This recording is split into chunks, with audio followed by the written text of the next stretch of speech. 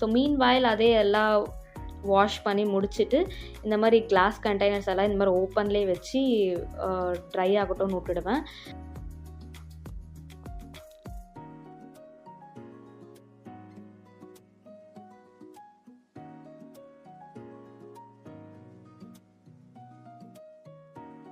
So class கண்டெய்னரோட மூடி எல்லாத்தையுமே இந்த மாதிரி முன்னாடி வச்சு காய வச்சுப்பேன்.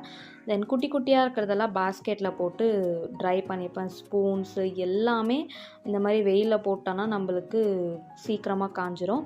தென் இதே மாதிரி ஸ்டீல் பாக்ஸையும் வாஷ் பண்ணணுமா இருந்துச்சு, அதையும் வாஷ் பண்ணிவிட்டு எடுத்துகிட்டு வந்து இந்த மாதிரி வெயிலில் வச்சுட்டேன். ஒரு 1/2 an hour ஃபுல்லாக நம்ம வெயிலில் வச்சனாலே சூப்பராக ட்ரை ஆகிடும் எல்லாமே. அதுக்கப்புறம் நம்ம ஐட்டம்ஸ் எல்லாம் எடுத்து ஒன்றுத்துக்குள்ளே போட்டுக்கலாம்.